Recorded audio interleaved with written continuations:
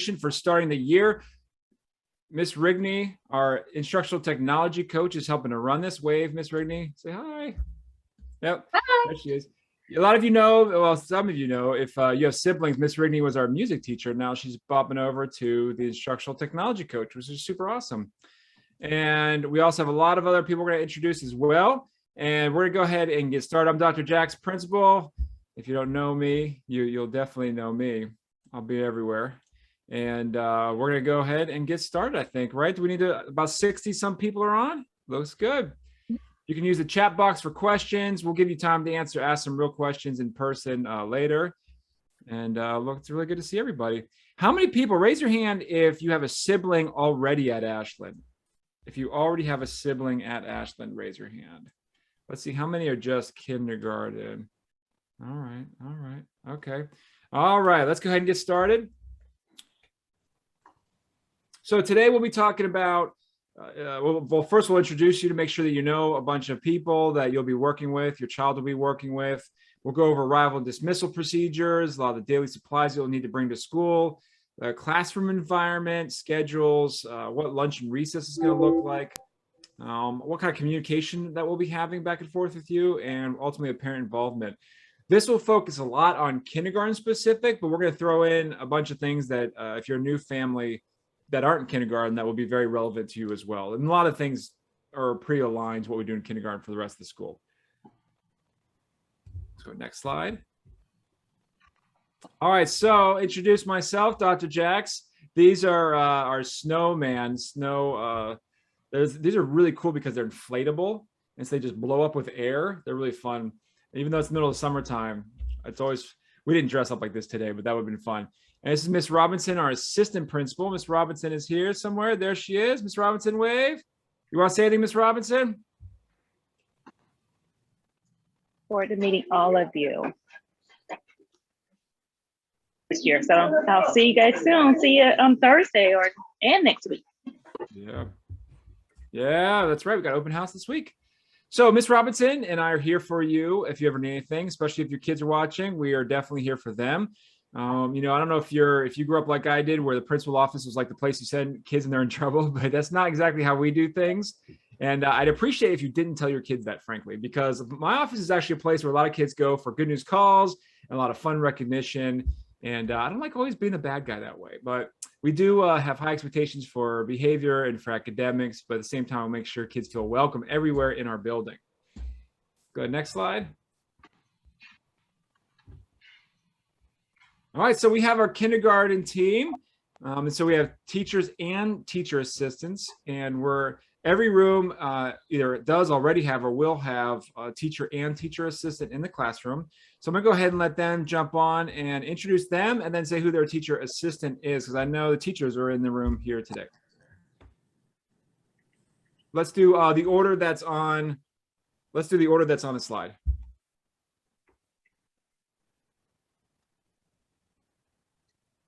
Ms. Petrie. So it'd be All right. Wallingford, right? Hi, everyone. I'm Mrs. Wallingford. I am the oldest person here at Ashland. I am an original. I'm a fossil. I've been here in kindergarten since they opened back in 2000 and help me out. 3? No. Is it 2? Yep. So yes, I have been here for a very long time. Kindergarten is my passion. I absolutely love it. And right next to me is Mrs. Hurst, my lovely assistant, and I cannot do my job without her. So welcome, everyone. Hi, New Ashland Falcons. I'm Marcy Petrie. I'm in purple in the little slide. And this is my 27th year, but this is my 8th year here at Ashland. I've been in a few schools in Prince William County, but I live right here in the neighborhood. So you might see me out and about if you live in the neighborhood too. We're pretty excited to have you join us. It's going to be a really fun year. I will be having a teacher assistant join me next week, and it's a mystery. We'll find out who. Okay, hi, I'm Patricia Schuckster, and I'm in the blue flowered shirt next to Mrs. Petrie. I started in 1990 with Prince William County. I've done Child Find, I've done ID, and I've done kindergarten. I started here at Ashland in 2013, so this makes it year 19, and kindergarten's my absolute favorite. I love how excited their little faces are when they realize that they've mastered a new skill. And my wonderful assistant is Mrs. Kate Hessel. All three of her children came to Ashland, and she is sitting right in front of me with the "We Got This" Ashland t-shirt. Okay, Mrs. Domingo in the middle. Yep, I am sitting in the middle. I'm Mrs. Domingo, and I think we lost the slide, but that's okay. To my left, right, is Miss McGinnis. She's not on here tonight, and hopefully you'll get to see her on Thursday, unless she has the arrival of Axel, her baby, that could be coming any day now. So she will, but she's been in here working very hard. So we're super excited for you guys to be coming into the building on Thursday and coming back to school next week. So I've been teaching. I said this was something fun that we should have done.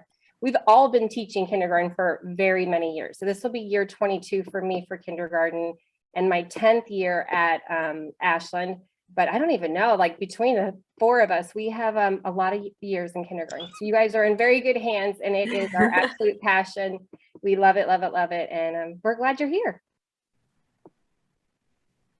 Is that it? We got everyone introduced, right? Oh, there we go. Here's our Encore team. All right, so I'll probably jump on here. Do we have Encore people here tonight? No, just on the picture. So we just want to make sure that you knew our Encore team. Encore are the sort of extra classes that we have. So they call it core classes: reading, math, science, and social studies. And Encore classes are like Encore. So it's additional classes like PE or physical education. We actually have 2 physical education classes: music, art. In the upper grade levels, we have strings in 4th and 5th grade. What else? Music, art, guidance, and library are all our different Encore classes, and students rotate through them on a 5-day rotation basis. But your kids will know them very well. And then we have our resource team. We do have members of our resource team here. Resource are all the teachers that teach sort of a variety of special services for your children. In some cases, that'd be like gifted education or reading or ESOL services. Sometimes we even have a special education team. So we have sort of resource for special education. And then of course, our counselors are here today. So you guys want to jump in? All right. Can everybody hear me? Because I can't see myself on the screen, so I don't know what's going on. But my name is Brad Hughes. I've been a school counselor for 5 years here at Ashland. Myself and Miss LeClaire both going into our 5th year. So we have a dual role at Ashland. We are school counselors, but we also are on the teaching block. So all of your students from kindergarten through 5th grade will have a class with us, and we will rotate with library on the Encore rotation. So they won't see us every 5 days like they would their physical education or music or art teachers, but they will see us every other rotation. And our curriculum is pretty extensive, and it certainly is varied by grade level. So our kindergartners and younger students will be learning a lot about emotions and behaviors and things like that, while our older students will be learning about things like growth mindset and resilience and all kinds of other things. So we do interact very, very, well, we do interact quite a bit with the students. And, you know, at a different time, I'll be able to talk a little bit more about our programs. And I'm Miss LeClaire. I'm the other school counselor, and your students will also rotate with me. So they'll get to see Mr. Hughes as well as myself. And I've also been at Ashland for, this will be my 5th year. So I'm really excited to meet you guys. We love meeting our new students. This is one of our favorite times of the year, getting to meet our new kinders, our new military families, and any new transfer students. We love just getting to know what you guys like to do, and you'll learn a little bit more about us your first day in guidance.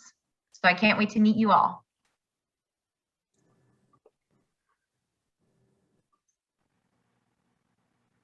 Right. Okay, so we're going to start getting into sort of the daily procedures. And I see some questions in here, and some of those will be relevant as we go. Other ones I'll sort of answer if there's anything regarding parent view, so parent view is, so just to back up, because I don't think this is a slide, so I'll just talk about it right now, is Prince William County uses a system called the Hub, which has a massive database of all the student information for every kid in our school in the whole school division, and they're tied and linked to all sorts of different things. They're linked to all the special services they have, they're linked to their teacher, and everything in there from transportation to how, you know, so many different information. Everything that you put into the system is in there.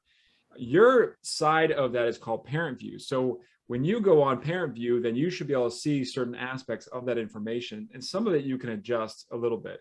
Student has the student view piece of it, especially as they get older, that's relevant for them. If you're having trouble with parent view, you should be able to use parent view now, because whenever you enroll your child online, you use parent view on your end to do that. If you can't do that and that's not working, then make sure to call the office. You can talk to Mrs. Barr or Mrs. Longy or Mrs. Henshaw, and all of them can have access to that and help you out with parent view. So that should be something that you should have access to right now. You can see, which is another question, you can see your child's teacher right now in parent view. We also reached out this week from all the teachers, and I think just about all of our teachers now reached out to their families to let them know that they are their child's teacher. So there's a couple of ways that we help parents notify them about their child's teacher. But right now you should be able to go through it. And if you can't, call the office or email us about that. So I think that's a couple of things. We'll get to the bus stuff in just a minute here. All right, so arrival and dismissal, and kindergarten teachers jump in on this too as we talk. So pretty much everything we do with kindergarten is what we do with all of the students. The biggest difference is that for kindergarten, we just enhance the supervision, and we make sure that, you know, instead of just generally supervising kids, they're very tightly supervised with people with them the whole time, from class to car or class to bus and vice versa. So in here, we're going to talk about what that actually looks like for arrival and dismissal, but we have generally 3 different groups for arrival and dismissal. We have the bus riders and the daycare van riders. We have car riders, and then we have walkers. And those are our big 3 groups. Ultimately, though, you have full supervision. And on our website, we even detailed out specifically for kindergarten. That's something all Prince William County schools have to do for kindergarten specifically, to outline exactly how, where, when all the arrival and dismissal procedures are, to make sure that you feel comfortable and satisfied that your child's in good care during that time. We definitely don't lose kids, and they don't just wander away. They're with us all the time.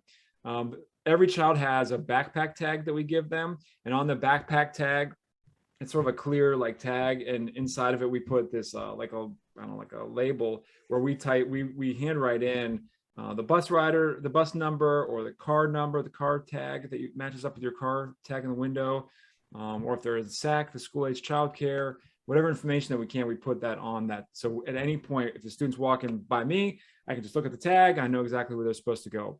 So there's like multiple layers. We also, every staff member in the school has a 2-way radio. So that walkie-talkie they have. And so we're always in constant communication with everyone in the building. For arrival and dismissal is really important, especially for dismissal, because that's how we communicate in the bus loop and in the car rider line, to make sure that we know exactly who's supposed to be pulled out to go to the cars. So we can hit the next slide.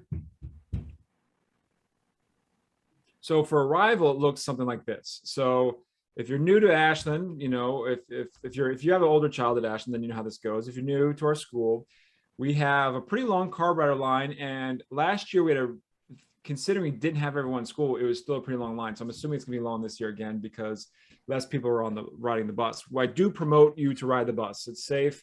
And it's a lot of times it'll get you here faster and get you home faster than the car rider line here at our school.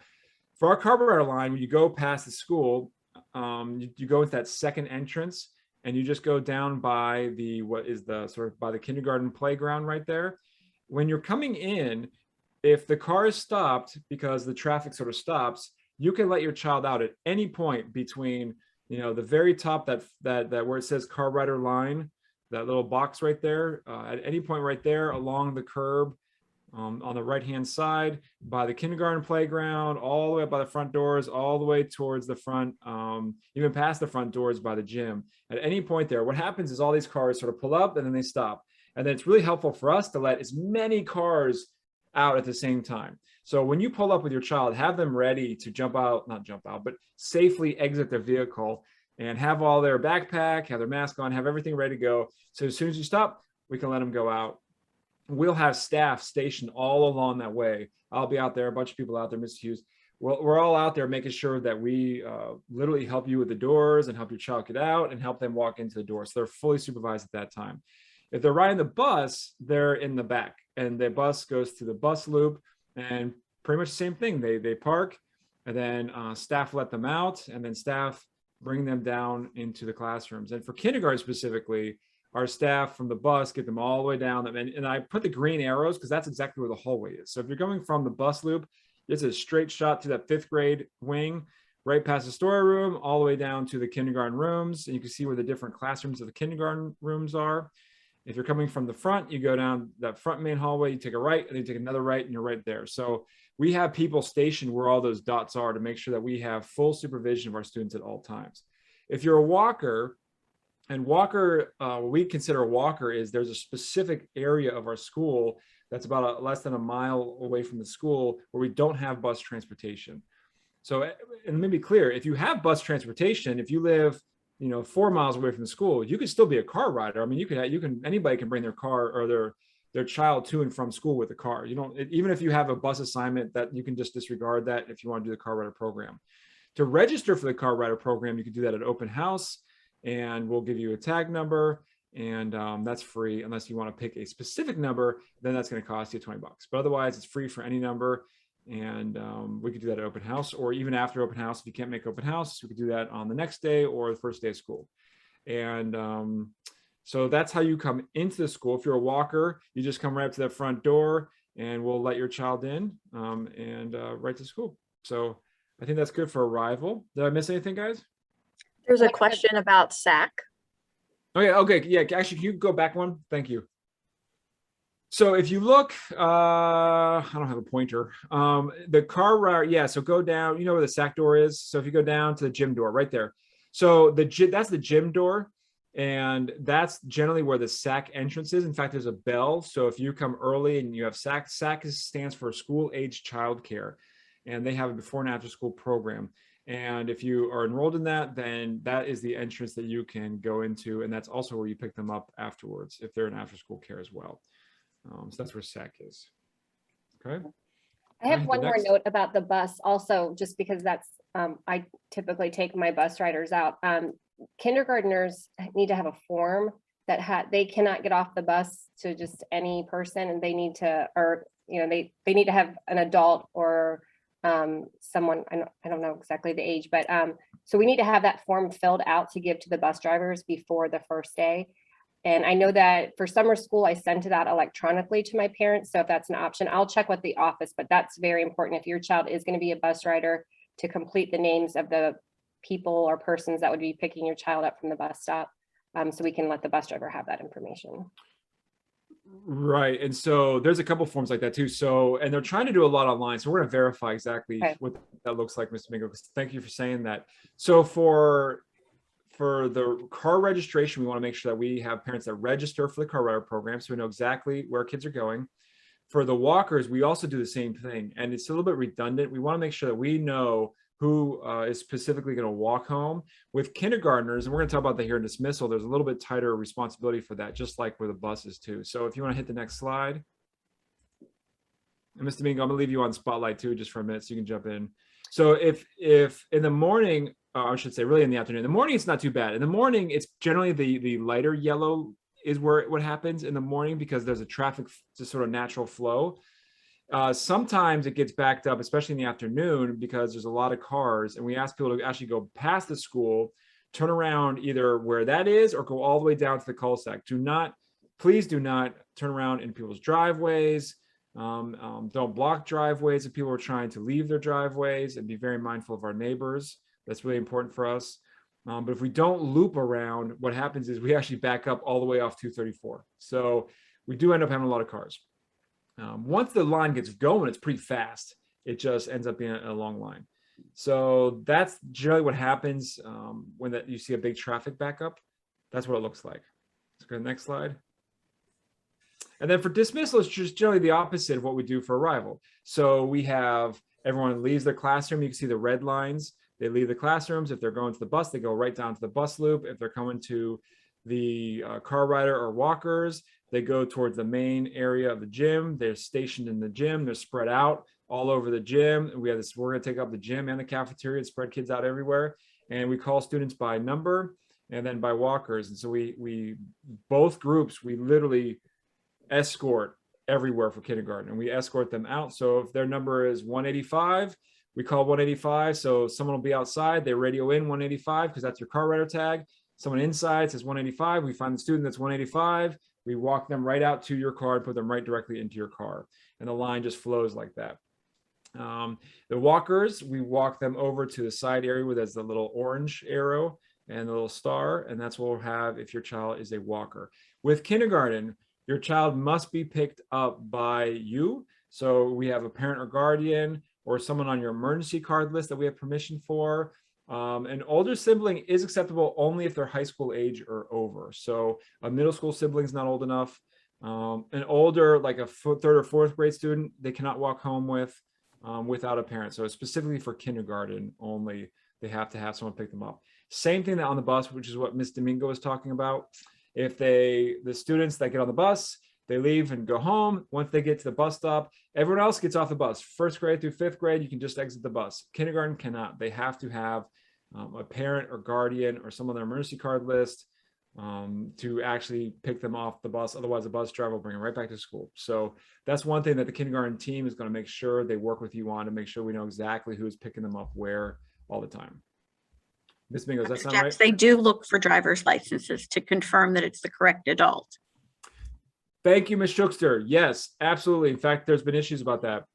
When you go pick up a child, please, just like if you come into school, if you ever come into school and we're still unsure about how we're doing visitors and everything right now, but generally, if you ever come to school, you need your driver's license number to verify who you are. If you're picking up your child and say you have to, or like a dentist appointment and you need to pick up your child at 11 o'clock, which is totally acceptable. But you do need your driver's license to show us that it is you and so that we can match that up for your child. Same thing with the bus. If kindergarten parents, when your child comes off the bus, you do have to have your license to make sure they know that it's you. And please help the bus drivers out. Sometimes, and then sometimes this happens where you have a bus driver that you've seen every day and they know you. And so I don't need my license anymore because they know me. Well, the next day you may have a substitute bus driver and they don't know you and they will ask for your license. And they won't give you that child. And then everyone gets mad. So I really urge you to have that license always with you whenever you're picking up your child, just in case. But that's really important. I think I answered the question. I say question, can an older sibling walk the younger kindergartner home? The older sibling can, but they would have to be high school age or over to be able to do that for us just to have that child take them and dismiss them. So that's the rule with that. Do parents or older siblings need an ID to get them off the bus? Yes, I said that. Yep. Okay. Next slide. All right, so this goes back to dismissal. This is what I basically said. The red line is where we bring kids out to the car rider and all the cars. So we don't just bring your child from that door directly to that car right there. We go all the way around. So we're going to try to do as many cars as we can. I think we do up to like eight or nine cars now at a time we try to get in. It's going to feel like it doesn't happen very fast, but then all of a sudden you'll see cars going much quicker. All right, so I think we're good with that. All right, and then now we're going to have Ms. Barnes, our school nurse, and she's going to talk about some important information that you should know about health treatment plans and such. So, hi, everybody. Welcome to Ashland. I'm excited to meet all of the new families and new kindergartners. I'm the new school nurse to Ashland, but I'm not a new nurse. I've been a nurse for 20 years and mostly in the emergency department, but I did start with Prince William County Schools last year. So if you have a child that's new to the school coming and you have a health condition that you need medicine or any medical intervention or attention at school, for example, if you have a child with asthma or a child with life-threatening allergies, and you would need to have an inhaler or an EpiPen at school, please reach out to me. I have all of the required paperwork for you to take to your physician and have filled out, and we can have that in the clinic for emergencies if your child should need it while they're at school. The documents are also on the website. Allergies. We've got life-threatening allergies and food sensitivities. If your child has a life-threatening allergy to peanuts or tree nuts or anything else where they would require an EpiPen for anaphylaxis, we highly recommend that you see your doctor, get those forms filled out, and have an EpiPen so that we can have it at school for, you know, God forbid anything like that would happen. We would want to have something there for your child. If your child does not have a life-threatening emergency or a life-threatening allergy, if they have something more like a sensitivity, please let me know. I can put it into the hub, share it with teachers, so that way we know, just to keep everybody safe and healthy. Exclusion criteria. So this is the reasons why I might call you and have you come pick up your child, or reasons why you should not send your child to school. So fever, generally a fever is anything above 100.4. So if you have a child that wakes up in the morning with 100, probably not a good idea to medicate with Tylenol and head to school. Maybe just keep home for a little while, see what happens, and make a call after that. Children have to be fever-free for 24 hours before they can return to school, and fever-free means without Tylenol or Motrin keeping the temperature down. Any discharge from the eyes for pink eye, pink, crusty, yellow drainage, redness, anything like that would be exclusion criteria. See a doctor, keep your kids home. Any weird unknown rashes, any severe head injury that maybe occurred from a sport, you know, after school, anything like that, you might want to see a doctor before you send them to school with a serious head injury. Severe coughing, if they're having any difficulty breathing. I know with everything going on with COVID right now, coughing is one of the trigger symptoms that we look for. That gets really tricky around allergy season because of the pollen, we get drainage and coughing. So you know your kid best. If you feel like they're coughing more than normal, you know, please keep them home, or maybe give some allergy medication. As far as the seasonal colds that we get, they're frequent, they're common. We ask if there's any really thick, copious amounts of drainage from the nose, that you would keep your child home. And with the masks right now, having copious amounts of drainage is super uncomfortable anyway for a kid. Diarrhea and vomiting is another one where they would be asked to be picked up, and the rule applies for fevers, the same 24 hours without any vomiting or diarrhea. I think that's it for the exclusion criteria. I know that there is something that we're doing now with COVID called a health check. So we ask that if your child had any close contact with anybody that was positive for COVID, or if they were exhibiting any symptoms, that you would touch base with me at school. I can walk you through all the guidelines. It is a fluid situation. A lot of the information changes frequently. So feel free to reach out to me anytime. I'm happy to answer any questions or talk you through if you think you want to send your kid or not. I'm happy to talk about that. And then kindergartners and third graders are kids that are mandated by the Virginia Department of Health to have hearing and vision screenings done. So at some point during the year, usually within the first part of the year, we do hearing and vision. And this is not a diagnostic procedure, it's more of a screening. So if we see that perhaps, you know, your child didn't, maybe had some areas on the vision that we were questionable, we're not saying that your kid needs glasses. They'll come home with a sheet, a referral sheet, just that this is what we found, and we recommend seeing an eye doctor or a hearing specialist. And I think that is it for my end. Does anybody have any questions? Let me jump in just because I see some questions in there, Ms. Barnes. And you know, Ms. Barnes will get into all of it. So if you ever have any questions, we'll get into you know, she's a very experienced nurse. She's seen it all. And so we always defer to the expert in the room on these things. So here's a couple questions. One is there a no nut policy for student lunches? So for student lunches, you can send your child to school with peanuts. That's fine. The classrooms are generally nut free. We ask that you don't have any nuts in the classroom because we have a lot of kids that have different kinds of nut allergies. So we ask for no nuts in the classroom. But you can send your child to school with nuts in their lunch, because we do have designated areas for the kids with the allergies to sit so that they're not getting anything contaminated with things that they're allergic to. Yes. So if you want a peanut butter and jelly sandwich for lunch, yes, you are allowed. Yes. We have an area.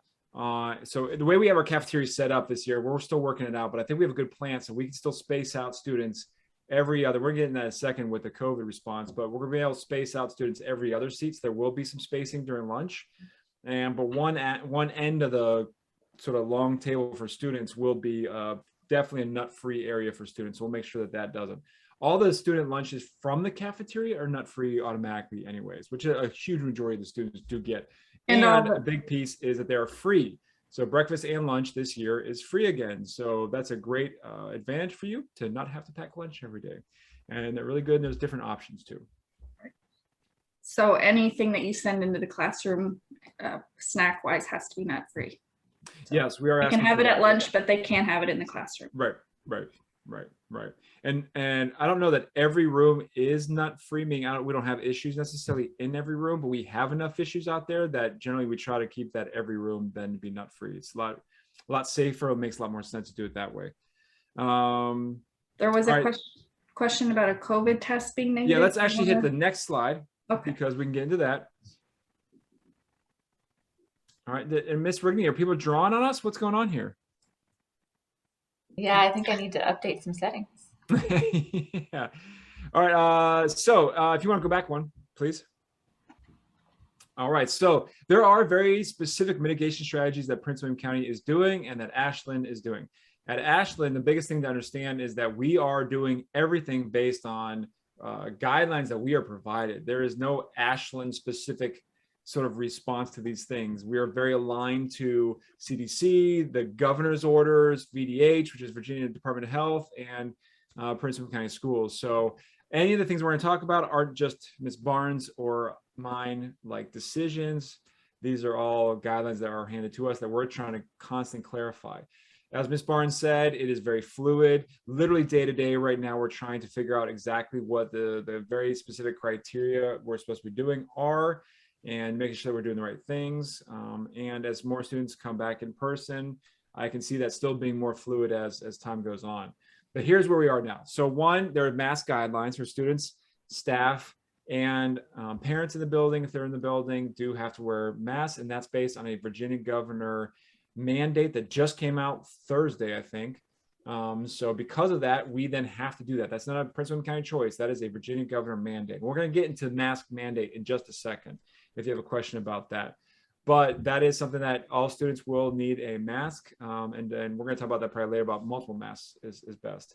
We will have some social distancing, although we will have all the students back. I think we have about 99.9% of students are coming back in person. And so in some of our rooms, we have upwards of 27 kids in a classroom. So there is just the reality of kids around each other. We are having kids at tables and trying to keep kids spaced out generally, but there will be interaction with students in the rooms. Like at lunch and in lines, we're going to try to keep some distancing there. We are going to help students make sure they get frequent hand washing, especially before they do any type of eating. There will be definitely increased cleaning of high traffic surfaces like doorknobs and bathrooms, things like that. As Ms. Barnes said, there is a parent daily student health check that we're asking you to do to make sure that your child has no COVID-like symptoms or fever before they come to school. There's a question in there, Ms. Barnes, what if a child has a cough, but they got a COVID test and they're negative? Can they come to school? And we do have kids that have allergies that cause those kind of like symptoms, right? So what's that? Yeah. So We generally only send students home to get a COVID test if they are exhibiting one of the major symptoms like a fever or shortness of breath, chest tightness, cough. Of course, we're not going to send everybody that has a cough home to get a COVID test. So you usually have to have one major one and one minor one to warrant being sent home to get a test. So if your child has a minor cough, that's generally okay to send to school. It just can't be an incessant cough where they're just coughing constantly, because with every cough, they're spreading their particles, and that's what we just want to keep from happening. So if your child had a cough and you were concerned and you went and got them COVID tested, that's totally your choice. If you want to send me the negative test, I'll make note of it just for comfort measures, in case anyone wants to know, but it's not necessary. The only time we would ask you to get a COVID test is, like I said, if you're exhibiting one of the major symptoms and one minor one, like a fever. All right, very good. Thank you. All right, so there's some questions about masks. I'll let the kindergarten teachers answer when they come on. And they said, do you have paper towels? Ms. Domingo said, yes, they have paper towels. So we have hand dryers and paper towels in the building. Water fountains are still closed for students and staff. So we do ask people to bring water bottles. You can fill up the water, but we don't have students all drinking out of the same water fountain. All right, hit the next slide, please. All right, this is the mask guidance from Prince William County Schools as of Friday. That's the most recent update. You can find all of this information on the Prince William County website, and they've laid it all out. And they have very specific questions and answers. So they, should my child wear a mask? And then they have an answer. And they lay out the stipulations. So generally, these are what the rules are, which is if you're unvaccinated, which is our students at elementary age, then they do have to wear masks. They just changed it so all staff also are wearing a mask all the time in schools, on the bus. Obviously, if you're indoors eating, like for snack or for lunch, you are taking your mask off. And that's where we really try to make sure we have more additional spacing.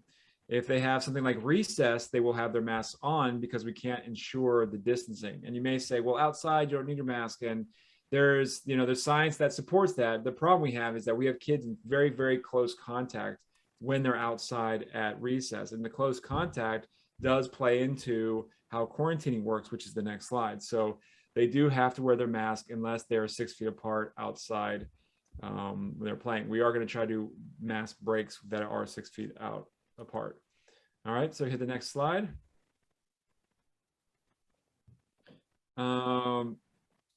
Oh, I saw a question. For speech therapy, will my kiddo not wearing a mask? Right. There will be some exceptions to the mask thing.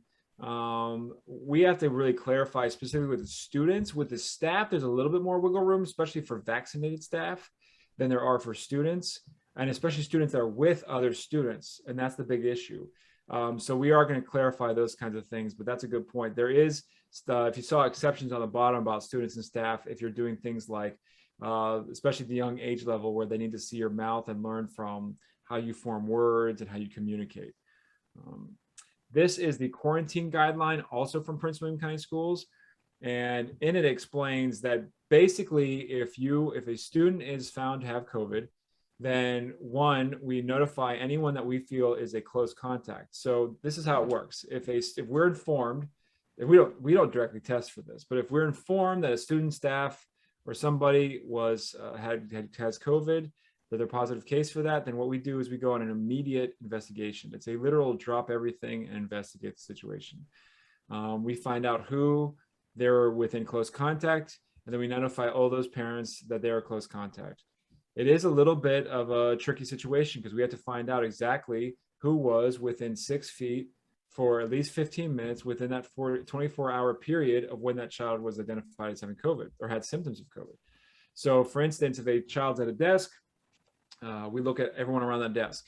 Now, the exception in Virginia is that they made a 3 feet sort of stipulation. So if students are all wearing their masks, then instead of 6 feet quarantine, it's 6 feet to determine quarantine.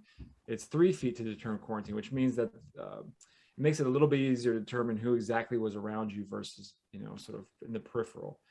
But we do have a process for that. All families are notified. regarding this. If there is a case in a classroom, all families are notified that this is happening. If a student is a close contact, we directly notify you. Then there's a quarantining period of time. So in the quarantining period of time, it's typically 10 days if someone has COVID and 14 days if they're close contact. There is some wiggle room with that if students have multiple, Ms. Barnes can speak probably more to this, but multiple negative tests and they don't have symptoms, then I think there is some sort of rule that shortens that from 14 days down a little bit. But generally, if there's a close contact, then it'd be 14 days. And that's really out of an abundance of caution to make sure that we don't spread this. But this we definitely take seriously, and that is immediate. So if we find out something, we jump on it very, very quickly. So I don't know if there's any questions about that. I'll take some questions. I just wanted to clarify, apparently the slide said that this hearing and vision was first grade and third grade, but it is correct. It is kindergarten and third grade are the screening. It's not first grade, it's kindergarten. Yep. Couple questions. Is the open house for parenting and students? Yes, we are not limiting parents or students or siblings or anything for open house. So our typical open house process where parents and siblings and kids can come in is what we're doing. Would siblings need to quarantine too? So that's a good question. Not necessarily. It depends. If someone has COVID, then anyone around them becomes a close contact and they don't have to quarantine. But those close contacts don't cause other people to be close contacts unless they themselves get symptoms then are identified as having COVID themselves. So generally, no, we've had that happen before where maybe a student, because remember, quarantining is out of abundance of caution. It's not saying your child has COVID. It's just saying that they were around someone who did or does. And so potentially you could put out a lot of kids in a quarantine out of just pure safety, and none of them end up having COVID, which is good, which is what we want. That's the whole idea of quarantine, is to stop and reduce the spread across the school and across the community. So it is a little bit sort of tricky when it comes to siblings, but we will walk you through that. Ms. Barnes will literally talk to every single family and walk you through those situations. And they also get contacted through the Virginia Department of Health. During lunchtime, the seating also arranged by grade class. Good question. For lunch, all the classes are sitting together, just the class and the same grade level. So for kindergarten is only with kindergarten, and they're only with their class, and there's space between their class and the next class and the next class. So that does help. All right, the next slide. Question about quarantine or instruction. I'm going to defer on that. Well, I'm going to sort of push off on this just for a minute, which is how would instruction work if some kids have quarantine and some don't in the same class? Will they have a virtual option? So we're going to have to get back to you on that one, because Prince William County Schools is still determining exactly what's going to happen if a student's on quarantine and their main level of instruction is in person. Last year we did concurrent. I think the general sense is that we're not doing concurrent, which means that exactly what it says here is that, students can sort of zoom into the classroom from home and get instruction while the teacher's also doing instruction for kids in class. That is generally not what's happening, but we don't have a clear plan from the school division about exactly what's going to happen if a student's on quarantine to get that instruction, which look for this to happen in the next couple of days. I think we will have an answer for this across the school division. All right, so daily supplies. So this gets now into kindergarten specific. And even if you have a child that's not in kindergarten, it's very similar to other grade levels about the things that they're talking about. So who's up for kindergarten? On okay, this? I'm going to go ahead and jump in with our daily supplies. Dr. Jacks already talked about the water issue, that our fountains are not available. We can refill water, but each student should come every day with a clean, sanitized bottle. And we do ask, the sports bottles are the best, the ones that you can just kind of lift the top. That way we don't have spills. It's easy for the kids to use. And then if they need help, unscrewing it to refill, we can do that. But those sport ones, trying to think of some of the brands, maybe other kindergarten teachers might know, but those are the best ones to have. The Contigo? Yes, Contigo. That's and they have them at Walmart, Target. Or there's like a Zach or Ozark or Ozark. Perfect. And then also in each classroom in kindergarten, and again, this is probably similar to some of the other grade levels, some type of daily communication binder and or folder. And we just ask that you check that nightly for notes home, things that need to be, returned or graded work, snack calendars, whatever items that the teacher may put in there. So that will come home each day. for you to have some communication back and forth with school. And then I'm sure you've all found the perfect backpack for the start of the school year. We do ask that you get a backpack that's large enough to hold those binders. In kindergarten, the ones that are using them, they're 2-inch binders, or I'm sorry, 1-inch or 1/2-inch binders. They're not super big, but sometimes you can get those really small backpacks. You can't fit a lunchbox in there and the binder. So make sure that it's large enough and that it's not on wheels, because that causes problems in the hallway. And then of course you can send in a lunch. We will share with families the lunch menu, which I think is just on a 2-week rotation. But if there's something that your child doesn't care for, you may want to send something from home and make sure that they have their daily lunch and snack as well, because we will have snack. In kindergarten, we eat really early. We eat at 10:45 to 11:15. So later in the day, we will have a snack time then. And then we also ask that you send in a change of clothes, just in case. We call them just in case. And this could be getting wet on the playground, if you get in, falling in some mud, or, there's all different types of situations, clothes getting wet, and then also accidents too. And in the past, we haven't really had a lot of clothes in the nurse's office. So just having that extra set and to change those clothes out with the season too. So if you put something in the fall and these kids are ever growing as the year goes on, check back in January or February and give them some updated sizes and seasonal changes as well.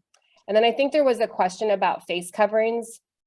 Generally, students will use the same mask throughout the day, but we do have instances where they get wet for one reason or another. So it's always good to have an extra 1 or 2 masks in their backpack that they can, or maybe there'll be a place in the classroom that they can go and retrieve as needed. And also on that note too, if your child likes to have an individual hand sanitizer, I know I had students last year that like that. That may be up to a teacher's discretion, but they might like to have those material or those items with them.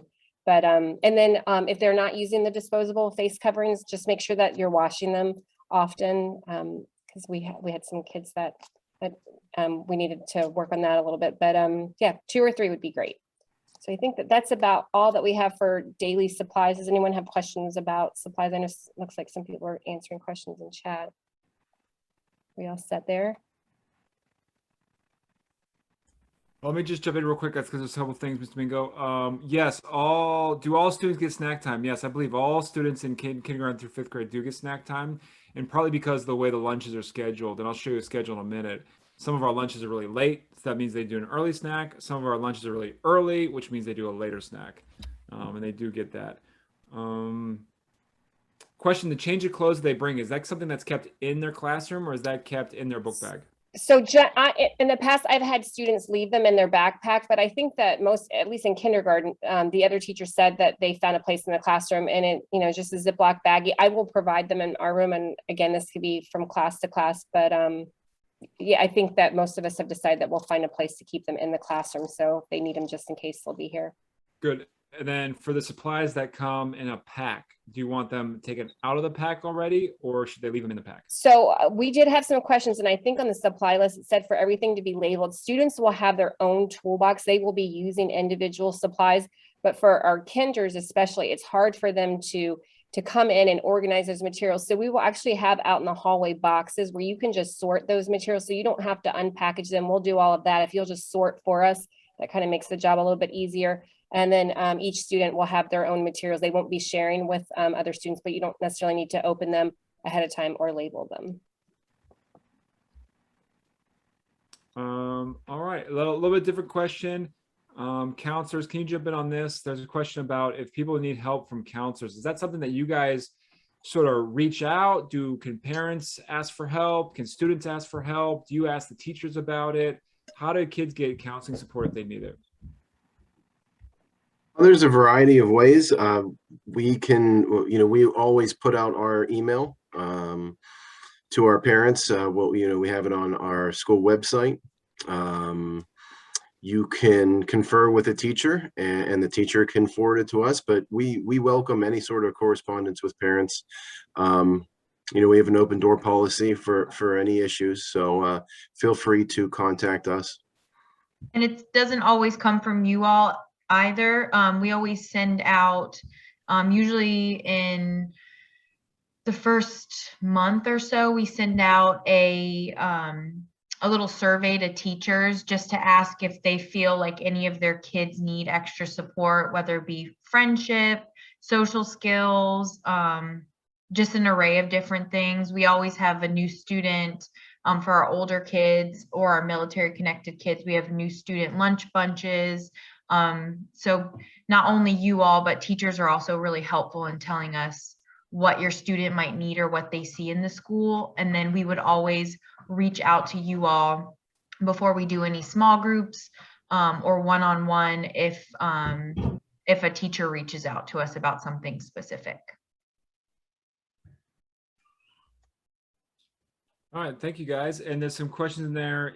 Yes, students can always, and please, that one of our goals is that we have students that do advocate for themselves, both what they need with their peers and what they need from us. That is one of the most important things in our schools, that students can own their progress and own the learning environment and do ask for help whenever they need it. So absolutely 100%. Supplies, yes, bling supplies on Thursday would be great. And I think, yep, Thursday. Okay. All right, next slide.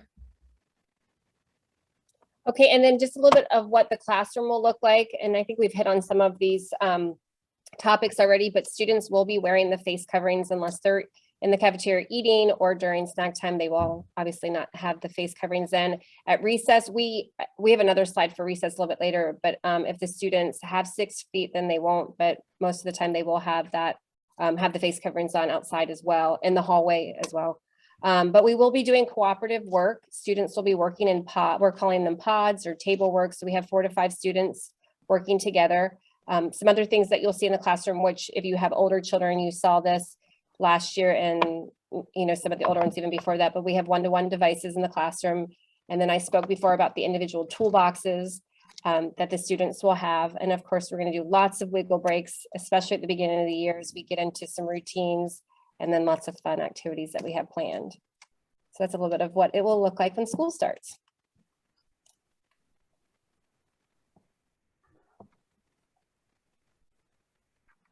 Okay, so a couple of years ago, we put this video together, the kindergarten teachers did, and we absolutely, I mean, it's our go-to to show you exactly some of the things that the students will be doing, what is really helpful for them to know and to be able to do when they enter kindergarten. And it was the best way for us to show you some of the things that they are going to be doing in kindergarten and need to know. So these are students from, I believe they might be in 4th grade now. No, they're 5th graders. 5th graders. These are our little 5th graders. Time goes by so fast. But for kindergarten teachers, this is endearing because we remember them as little kindergartners and now they're big 5th graders now. So take a listen. I know Dr. Jack sent this to you in an email, but I think it's always good. We have 5th graders that watch this when they were little. So go ahead and take it away, Miss Rigney. Our teachers have come up with 10 ways you can help get ready for the new year. Number 10, using the bathroom all by yourself. Don't forget to close the door, flush the toilet when you are finished, and wash your hands. Number 9, dressing all by yourself. Those snaps, buttons, and zippers can be tricky. Give them a try. Number 8, being able to clean up and put things away. This is pretty easy. Just put your lid back on your glue stick. Throw your garbage away and put things back where they belong. Number 7, staying healthy by keeping those pesky germs away. You can help by using a tissue, sneezing into your elbow, and of course, by washing your hands. Germs do not like soap. Number 6, learning and having fun can make you very hungry. You can be a big helper if you can open your milk or juice container and your lunchbox all by yourself. It is also important to stay in your seat and use kind manners as you enjoy lunch with your new friends. Number 5, conversation. Talking with other kids and grown-ups is always fun. You'll need to speak up to order your own food in the cafeteria. A great way to practice is by ordering your own meal at restaurants. Number 4, listening. As kids, we love to talk, but it's also important to listen. Our teachers love to read stories, so try not to interrupt them so you do not miss the best parts. Number 3, computer time. Did you know that we love to use technology in kindergarten? Try using the mouse so you know how it works before you get here. You'll be a step ahead. Number 2, scissors. We love arts and crafts in kindergarten, so we will be using scissors every day. Please practice before you get here, and remember to always put your thumb on top. Number 1, try everything. Kindergarten is so fun. Don't be afraid to take risks and to try everything.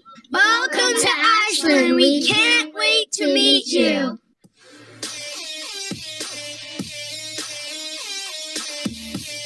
Our teachers have come up with... Oh, that just makes my heart glow. I just love watching that over and over and over again. So our schedule for Ashland is basically the same for all grade levels. Students arrive at 8:50, but our bell rings at 9 o'clock. So instruction starts at 9 o'clock and dismissal bell is at 3:40. And so obviously every child will have lunch and every child will have recess and then encore. And we didn't put schedules on here because each grade level is going to have a different time. If you're interested in kindergarten, our lunch schedule is 10:45 to 11:15, and our encore schedule will be 2:15 to 3 o'clock, and then our recess is 11:50 to 12:20. 11:50 to 12:20. So it's a good spread out day. So there's not a ton of there's lots of wiggle times in there for the kids.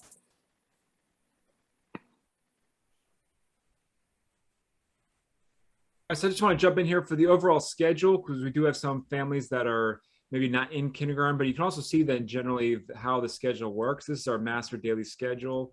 The kindergarten is all the way on the left. I know it's hard to read and you can zoom in on your end a little bit, but it just sort of gives you an idea of how the day's broken up. A majority of the time for the subjects in kindergarten is language arts. That's reading and writing. That's pretty much all morning. They go to lunch, they come back to that, they have recess, and then math. And then core extension is a time throughout every grade level that's designed for enrichment or some remediation or reteaching or some extra help, maybe from the reading teachers, or maybe special education or ESOL or something like that. So there's different supports throughout the day. But that's generally how each day is going to go from a scheduling standpoint. If you look across the school, you can see that each grade level eats lunch at a different time. They go out to recess at different times.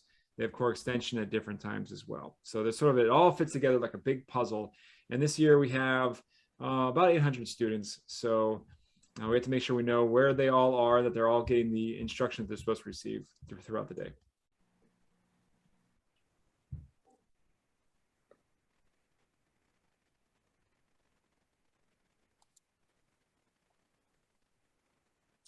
Oh, I'm up. I have lunch, and as we've talked before, we are trying, the rules are changing, and Dr. Jacks keeps giving us more and more information. And the plan is to have one seat in between each of the children when they're sitting at the big long tables. They are going to be staying at their seat once they go through the line. And I know you saw the children with the little, they were pulling the little like credit cards off. Lunch is free, so there'll be no swiping of cards. They'll go through the line and get their food this year. And we are asking that if you could please work with your child on opening that thermos. The Incredible Hulk, tightening it on in the morning makes it really hard for little ones and sometimes the teachers to unscrew them for them. But if they can open their milk, those twisty applesauce pouches, the more that they can do by themselves, the happier they are. We do have wonderful assistants that are in there. The cafeteria hostesses do help. But how many do we have this year, Andy or Dr. Jacks? What's that? Hostesses in the cafeteria. Right now we'll have 3, and we may end up with more. We'll probably end up with Okay, 3 or and we 4. have approximately 100 and a few Kindergartners? more. Kindergartners, we have about 100 kindergartners. Right. So if they can undo their lids and stuff by themselves, they'll be eating a lot quicker. And they only have, about 25 minutes. It's a half-hour lunch break, and they do have to clean up so we can switch for the next group. Lunch and breakfast are free this year, which is super exciting. And there's a picture. And so it'll look similar to this in the sense that we're going to have the rows like this, so that the whole class, like this is Ms. Schuster's class, would be all the way down this row. The difference is that we will have students spaced out every other seat. That's one difference. Another difference is that we are not having parents or visitors come in during lunch this year. So that's something that the school division has said, we're not having parents in the cafeteria based on the spacing issue. Dr. Jackson, so there was a question about whether a student will have assistance during breakfast or getting breakfast. Breakfast was something that was on the cart that they grabbed as they came off the bus or they came from the car rider line. They do not have to eat breakfast here. They are, because I saw that somebody, that's what I was reading when I didn't jump in as quick. Somebody wanted to know if they had to pack a breakfast. No, you do not need to pack your child a breakfast. We have it here if your child wants a breakfast. And they did come down to the classroom and eat in the classroom. So yes, we're there to help them open up like the little juicy things or the milk or the sandwiches that are in those sealed packages. Yeah, and breakfast is pretty. I think there's a hot breakfast and a cold breakfast. It's something like cereal or something. It's pretty. It's a cereal or like an egg, a cheese and egg sandwich or something. Yeah, it's or French toast sticks. And they'll eat that in the classroom. They'll bring that down to the classroom and eat them in the classroom. But we do help them with the juice or the milk. Yeah. But we're trying to get them to be independent with it. When we go to recess this year, we will be wearing the face coverings if we can't maintain the 6 feet of social distancing. And we've divided the playground into 4 different areas. So we'll have a rotation that each day, each one of our classrooms will be in a different area. So we won't be mixing the classrooms while we're at the playground. And while we're out there, yes, as long as they're not in a group, they can take those masks off and have a break on the playground. And there's some friends on the playground.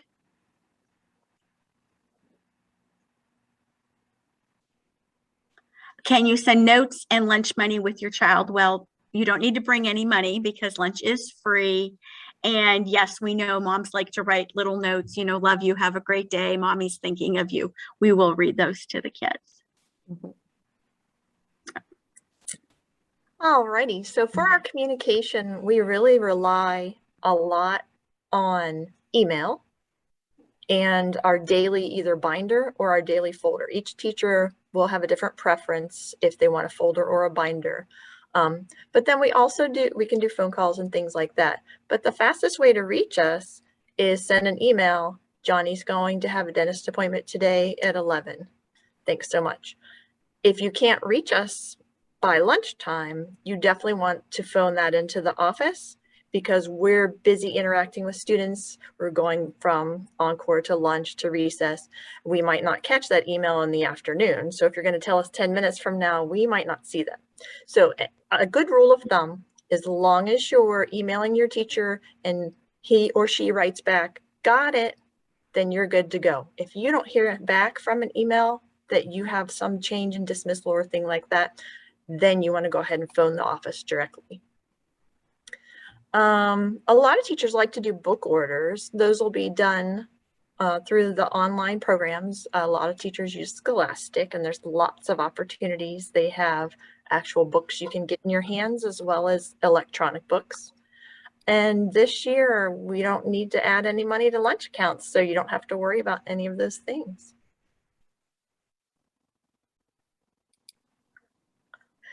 So how can you guys help?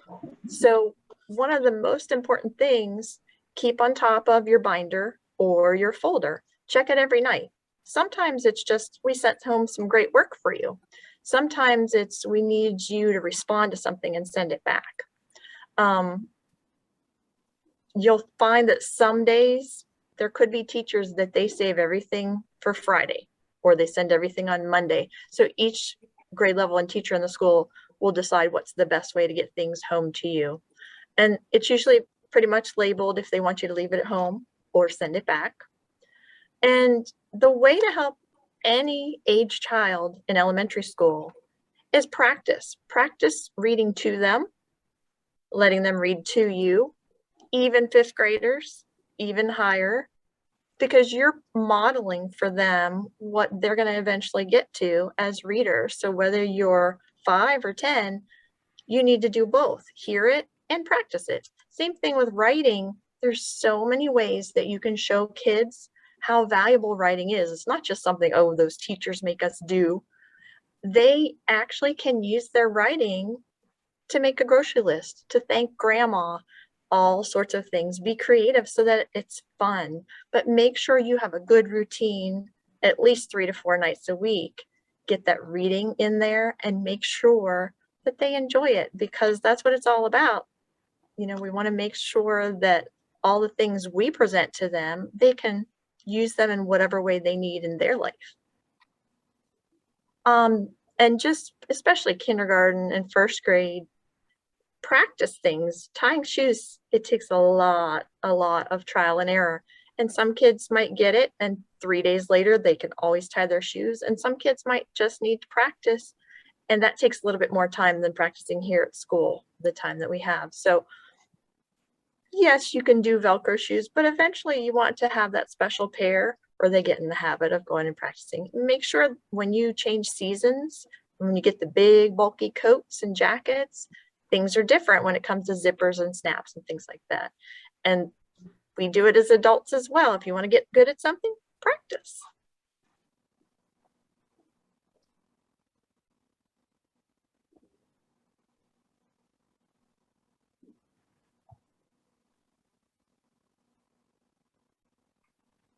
Do we have someone that's going to talk about Encore? We thought somebody from Encore was going to talk about Encore. We sure did. That's okay. I can do it. So, Dr. Judge, you can jump in if it's anything different, but kind of thinking as we have in the classroom, face coverings, cooperative work, social distancing when you can. There's going to be art, music, PE1, which is PE1 and PE2. So we have 2 PE teachers, Mrs. White and Mr. Duncan. Lots of fun activities we're going to be doing. I do know that Dr. Jax, you might want to talk about with 6 classes, what do 5 encores look like for some of the classes that have that. So your child will have all of these every week, with the exception of library and guidance. That's once every 10 days. So library and guidance switch back and forth for the rotation. I think that's all. 1, 2, 3, 4, 5. Yeah. Okay. Yes, for we have 2 grade levels with 4 classes, and we have 2 grade levels with 6 classes. If you have 6 classes, then because it's a 5-day rotation, that 6th class will be split up across the other classes, so that they can have encore on those days. So it's a very routine thing that we do for any year that happens.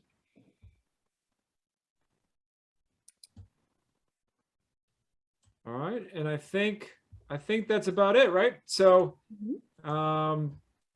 just want to make sure that you knew that we care about your child, and at the end of the day, their well-being is super important to us, not just their academic progress.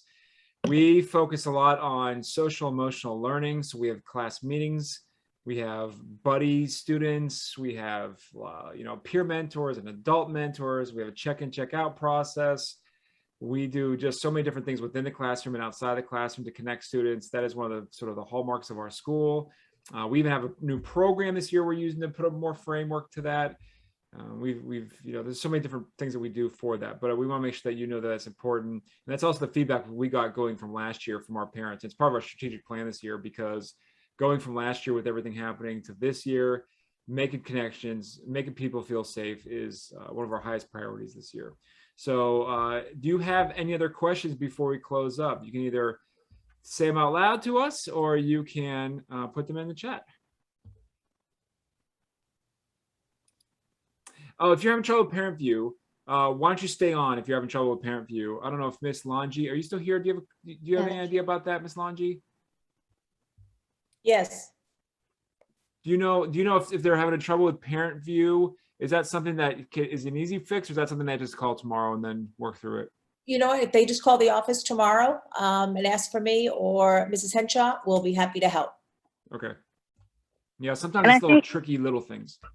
Yeah, and I think Andy, with I think the parent is asking or having problems seeing who their child's teacher is. I don't think that's going to be accessible until tomorrow. Oh yeah, you're right. I'm sorry. Thank you, Ms. Robinson. No problem. You are right. You are right. So that's why we had teachers email out to the families, because the system across Prince William County does not get updated until tomorrow. That's right. I knew that. I'm sorry. I forgot about that. You're totally right. So everyone across Prince William County will be refreshed in Parent View tomorrow. In fact, the middle school schedule doesn't get refreshed till Friday.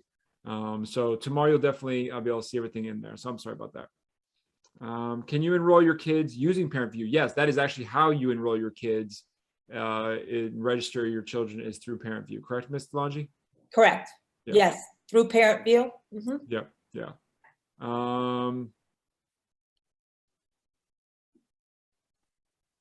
It's a question about riding the bus some days and car ride other days. Yes, you can do both. Yes, you can be car rider one day, parent. You could do car rider one day, bus one day. The trick is to make sure the teacher knows what you're doing, and that you try to keep a consistent schedule. Any changes to that, you let us know, so we're getting the child in the right location. But yes, you can do a mix of different things. That's very common. The bus schedules did just come out, didn't they? I think, Ms. Robinson. Yes, they just came out. And I don't know if that's a part of the hub thing too, that is not accessible until tomorrow. But we did get the bus schedule on yesterday. Okay. All right. If you didn't receive an email from your child's teacher, I'll check on that. I'll verify on that. Sometimes if a child is just enrolling and they're not quite in that classroom all the way yet, because it's an actual process. Once you register and you enroll, then you get assigned to a class. There's sort of a timeline for that, but we'll double check on that. If your child is in a daycare program, yes, and they have their own bus, yes, their bus or daycare van comes through like our other buses, and they drop off and they pick up just like that. Right. Another question that is about Dr. Jackson is, can a trusted friend pick up my child in the car rider line? And I do believe they need to have the car rider number in order to do that. Correct. They have to have the car rider number or have call in with special permission to do that. So if your child just comes and says, Dr. Jackson, I'm riding home with so-and-so, I'll say, nope, nope. Your parent has to tell me that, or you have to, or that parent has to have your car rider number. And we give one number out for families. And sometimes families say, well, I need multiple numbers. We have multiple parents and all that. And I get it. Trust me, I get it. But we do have issues with custody issues. We have split families. And for us, it's really difficult to know who the child is supposed to go with. So we want to make sure that when we give that child to that parent, they have that tag, and that's the permission that they're supposed to go to that family. So that's really important. Open house is 12:30 to 3:30 on Thursday, and it's by alphabetical order. So if I remember, so it's A through G, I think, right? Is it A through G is 12:30 to 1:30? I believe H through N is 1:30 to 2:30. Then 2:30 to 3:30 is O through Z, I believe. So we're doing it alphabetical just to space out the people that are coming in for each classroom in the hallway. Otherwise, if everyone comes at the same time, so let's say if we did kindergarten at 12:30, then kindergarten would be absolutely packed and jammed. So we're trying to space that out a little bit better. Oh, if the person is picking up a car rider number, do they need to have their ID to pick up the kids too? No, if you have a car rider, so well, there's two things. If you're registering for the car rider program, Miss Longi, do they need their ID for that? If they're registering for the car rider program, just from the beginning. Some have shown, yes, they can bring their ID. A lot of them are returning parents, but if they're a new parent, yes, I would have an ID. Yes. Once you get that tag on a daily basis, no, you don't need to show your ID in the car rider line. So if I pull up, or if my wife pulls up with our van and she's trying to get one of our kids at school, and I'm 185, then she just shows 185. We bring out the child and it goes right in the van. So it's pretty quick process. And on that first day, we will literally go car to car to car to car to make sure that we can help register anybody for that car rider line if they're not registered already. All right. Oh, going back to supplies. Do supplies need to be labeled, especially for kindergartners? No, because you're putting them in their little toolkits or whatever, right? Right. Yeah. So they don't need to. I know some people already labeled because it instructed that on the form, but no, we'll divvy up everything, put it in, and I mean, they'll have their individual supplies, but we don't need to label ahead of time if you haven't done so already. That way they don't have all 12 glue sticks or all 4 markers in that little toolbox. They'll have one, and then as they need more, we'll pull them and replenish them. But they're the only person touching the things in their individual toolbox. Okay. Okay. Any other questions?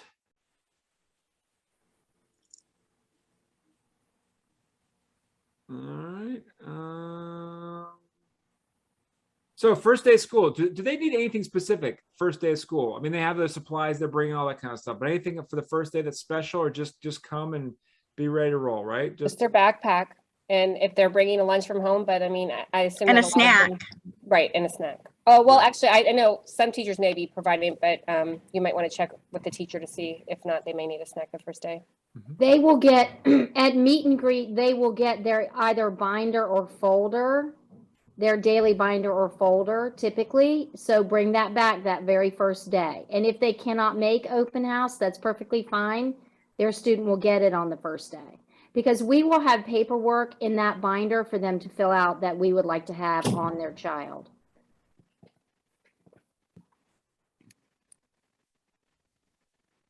All right. I think that's it. So I just want to thank everyone for coming. It's good to see everyone's face. I know this is kind of a weird thing with Zoom. Normally we do this in person, and it's a big to do. We have everyone talk and a little bit of a tour and everything. So, but we'll get back there soon. So hopefully get to open house, and by then we'll have everything set up again. We go from nothing set up to everything set up in just a matter of 5 days. So it's pretty incredible.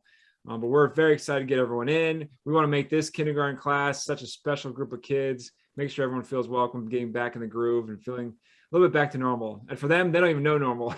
So we want to make sure they know a good normal from us, that we take care of them. So on that note, thank you all staff for being here tonight. Thank you all parents, all the kids, good seeing you.